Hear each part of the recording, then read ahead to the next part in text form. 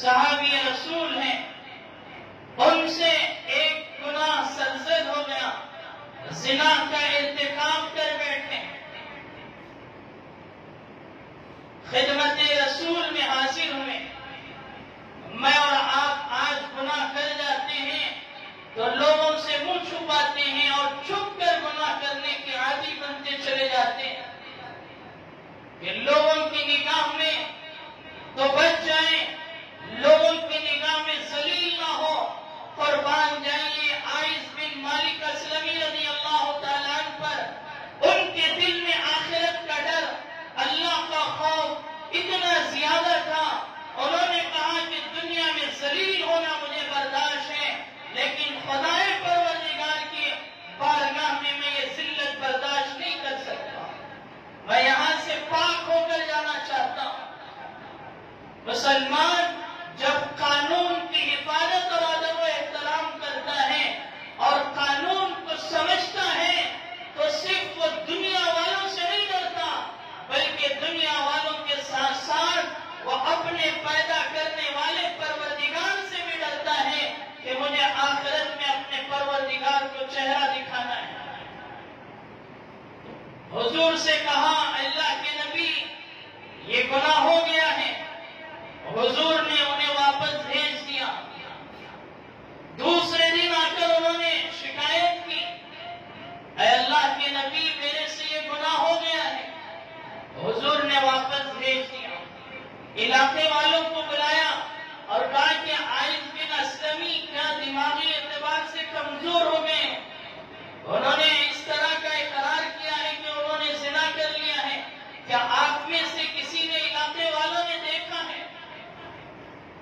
لوگ تہمت لگا دیتے ہیں، الزام باندھ دیتے ہیں، کسی ایک سے دوسرے کا رابطہ ہوتا ہے کسی معاملے میں، لیکن حضور علیہ السلام کی دور اندیشی دیکھی، ایک منصف آ رہا ہے، اپنے جرم کا اقرار کر رہا ہے، پہلے دن بھی واپسی، دوسرے دن بھی واپسی، اور علاقے والوں سے پوچھ تاچھ ہو رہی۔ علاقے والوں نے کہا کہ ہم نے ایسا عمل کرتے ہوئے نہیں دیکھا، اور پھر عقل کے اعتبار سے بھی وہ اچھے ہیں، کوئی کمزوری نہیں ہے۔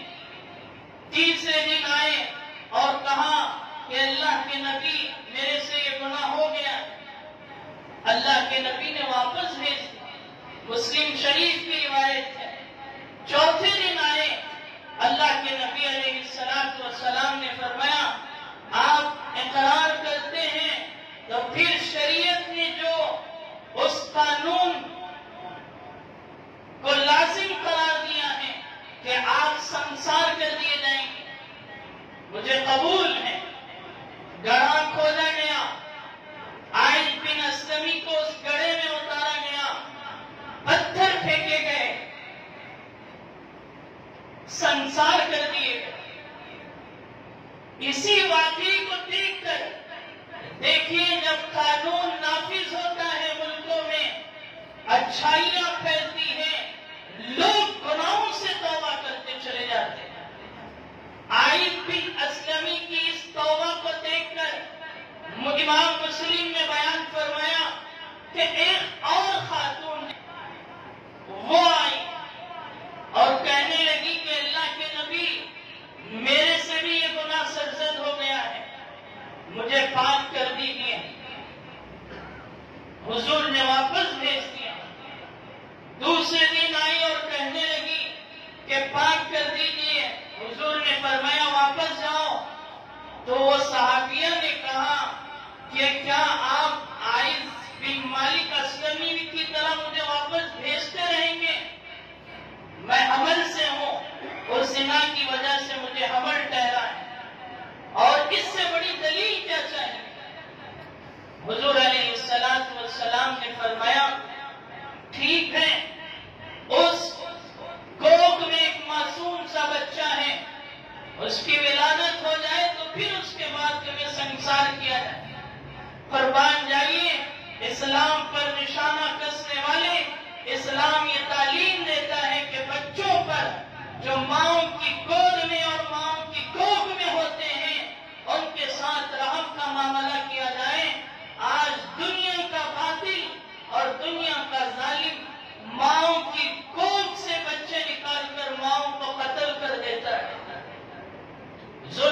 تشدد میں اتنے آگے بڑھتے چلے گئے. تو پھر وہ صحابیہ نے کہا، وہ بچہ جب ولادت ہوئی لے کر حضور کے خدمت میں آئی، حضور نے فرمایا کہ ابھی یہ بچہ اتنا چھوٹا ہے کہ دودھ کا لائق ہے، ماں کے دودھ کی ضرورت ہے. یہ دودھ پیتا ہوا جب تھوڑا سا بڑا ہو جائے اس وقت آپ آ جانا. انہوں نے کہا ٹھیک ہے. پھر دودھ پیتے ہوئے جب وہ بچہ اس لائق ہوا کہ روٹی کا ٹکڑا توڑنے کے، تو روٹی کے ٹکڑے کے ساتھ اس بچے کو لا کر حضور کے سامنے پیش کیا. ہے آج کوئی ماں، ہے ہم میں سے کوئی ایسا انسان جو اپنی گناہ پر توبہ کرنے کے لیے اللہ کا اتنا ڈر اور خوف اپنے دل میں بساتا ہو اور دنیا میں پاک ہو کر اللہ کے پاس جانا چاہتا ہو؟ جب حضور نے فرمایا کہ بچہ اس لائق ہو چکا ہے تو پھر گڑھا کھودا گیا، آدھا حصہ سینے تک کا، اور پھر وہ صحابیوں کو اس گڑھے میں اتارا گیا. حضرت خالد بن ولید پتھر پھینکے اور اس پتھر کی وجہ سے جو خون ان کے جسم پر پڑا، تو خالد بن ولید نے ایک جملہ کہا اس عورت کے بارے میں جو جملہ برا تھا. حضور نے سن لیا تو خالد سے کہا، خالد خبردار، اس عورت نے جو توبہ کی ہے اس توبہ کو اگر ٹیکس وصول کرنے والا، ٹیکس وصول کرنا یہ اسلام کی نظر میں جرم ہے. ایک آدمی پر ظلم ہے جو ناحق وصول کیا جاتا ہے. تو اللہ کے نبی تجویز دے رہے ہیں کہ ایک ناجائز کام کرنے والا، ٹیکس وصول کرنے والا اگر توبہ کر لے تو اس کی توبہ کی جتنی اہمیت ہے اس سے کئی گنا زیادہ اہمیت اس عورت کے توبہ کی ہے. ایک اور روایت میں اللہ کے نبی نے فرمایا کہ اس عورت کی توبہ اتنی بڑی ہوئی ہے کہ اگر 70 گنہگاروں میں تقسیم کر دی جائے تو ان کی بھی معافی ہو جائے. غائز بن مالک اسلمی، جن کو دیکھ کر انہوں نے اپنے آپ کو پاک کیا، ان کے بارے میں رسول اللہ صلی اللہ علیہ وسلم نے فرمایا غائز بن اسلمی کی توبہ اگر ایک امت میں تقسیم کر دی جائے تو وہ اس کی توبہ پوری امت کے لیے کافی ہو جائے گی. اور حضور نے فرمایا کہ غائز بن مالک اسلمی کو میں دیکھ رہا ہوں کہ وہ جنت میں ہوتے لگا رہا ہے. قربان جائیے صحابہ اکرام کی ذات اقدس پر. شریعت کا قانون اگر تمہارے سامنے آ جائے تو اپنی جان نچھاور کر دیں.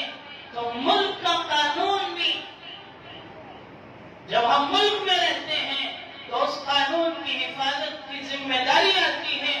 تو ہم سب کی ذمہ داری ہے کہ ہم اس قانون کی حفاظت کریں، اس قانون کے خلاف نہ جائیں.